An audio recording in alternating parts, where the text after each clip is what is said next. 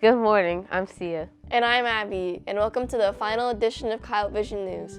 Here are your top stories. The new head football coach brings a winning formula to Anna. A senior takes his first step to a career in music. The film festival returns to AHS. And a father and son play out their final baseball season together. Coyotevision News starts now.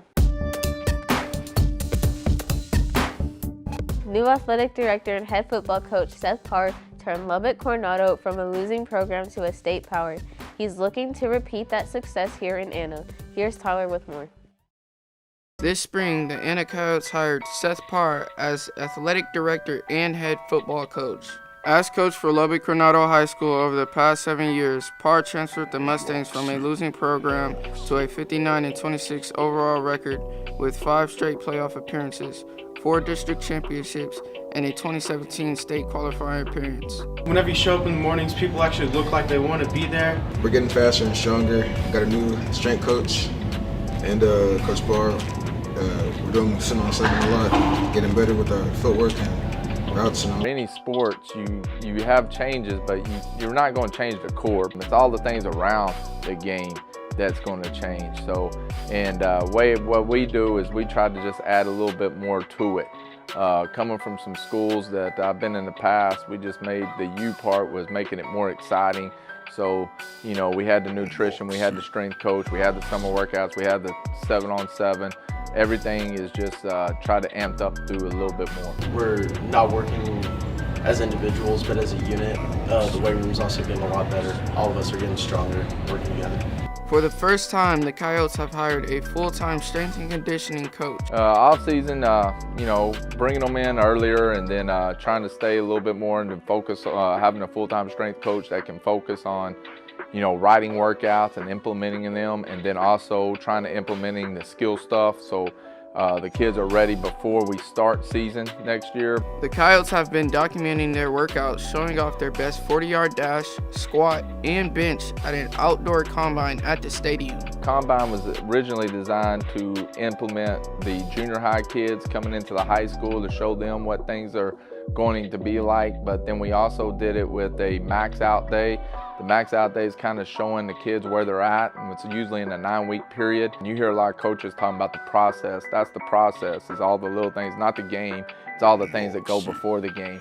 Start working out and make those squats go up, the 40 times get better and stuff like that. And it's overall just kind of a celebration of what we're trying to do and, you know, recognize kids. We had a lot of people show up, a lot of people working it. The town came and supported, and it brought more awareness to our team. People are wanting to join because there's a new coach, more hype around it, so it makes it more fun. I think our one talent that people don't see as a talent is how much one will do when nobody's looking. Nick Saban always tells his guys from Alabama that don't let your talent be your biggest emphasis, and that is you know, they're been told how good they are and they've never had to work. I think sometimes if you have to work for what you get and your work ethic's really good, then that can be your strength and that can be a talent, and that's what we're trying to develop at Anna.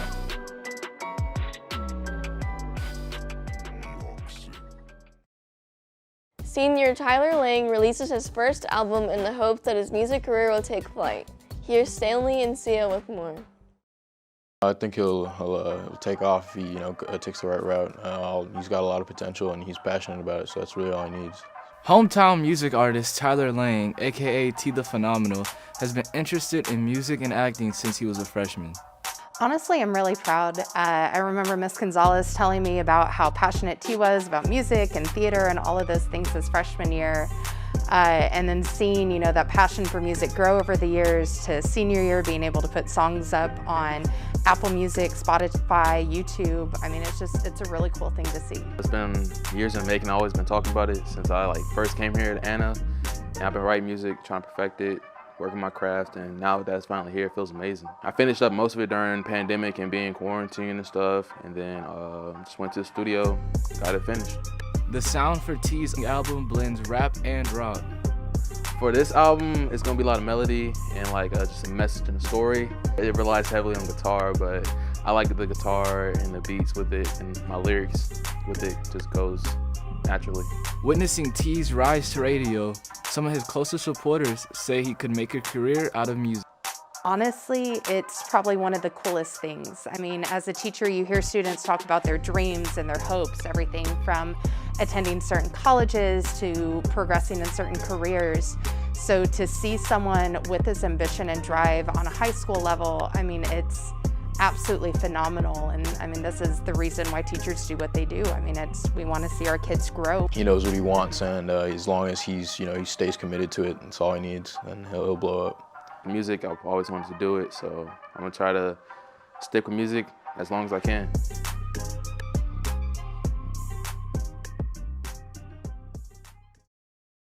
With award-winning student films and live performances by student musicians, the Anna High School Film Festival returns to campus after COVID canceled last spring's event. Here's Zon, Josh, and Josiah with more. The AHS Film Festival is a tradition that was started 6 years ago, but was canceled last year due to COVID.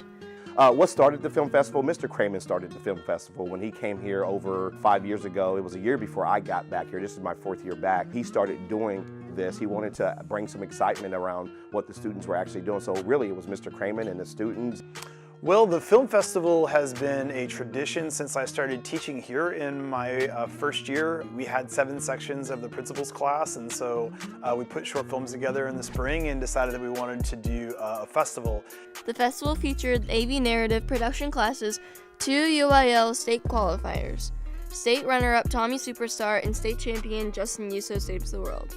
Solo artist Tila Phenomenal and band Clover Grove performed at the festival. It was very cool and unique in its own way. I loved all of the films, and live performances really added a nice twist at the end. It was well organized. I thought Mr. Craman did a great job of including everyone. I think it was overall great. Definitely Mr. Craman's speech towards the seniors, and I like the part where the bands were playing, especially Clover Grove. I just had a good time being there in general, and hearing T, that was my favorite part. My favorite part was probably like the stop motions, and everything else was so unique. Also the live performances. My favorite part, I would have to say, Camden Dimitrovich movie, where Justin Yuso saves the world. Yeah. Many students and teachers attended the festival and said they enjoyed the films and the live music. I would definitely go again next year. Yeah, I'd definitely go next year. I would definitely go again next year because even though I'm a senior and I'm graduating, I just love being there. I love being at the film fest.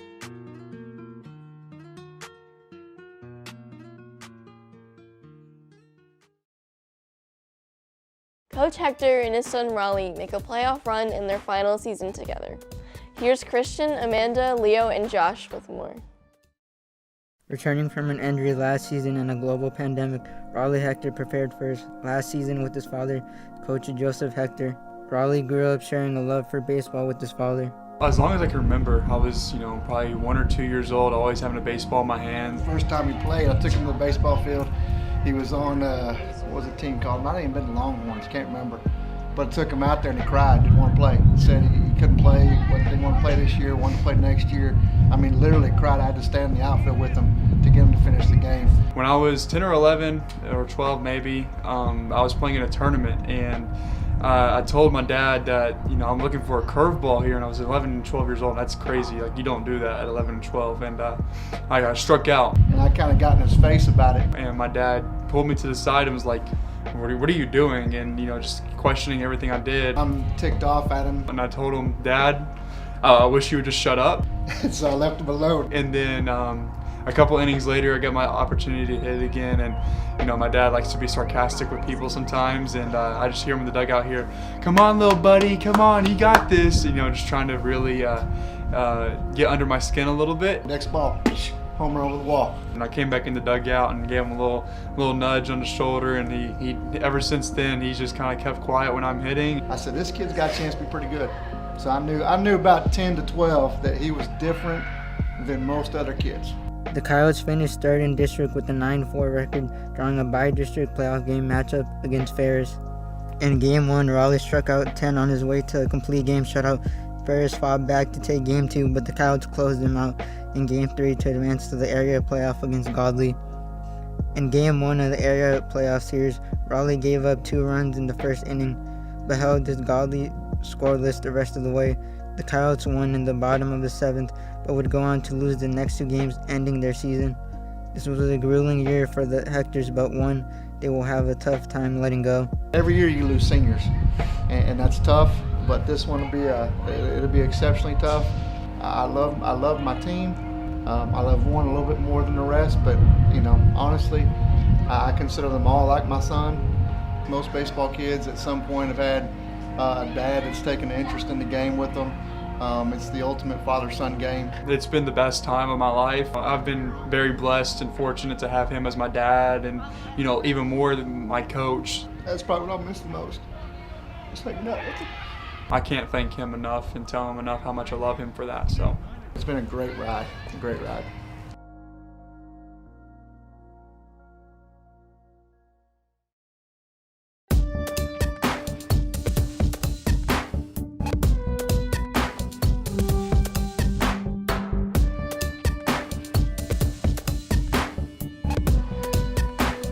This has been Coyotevision News, signing off.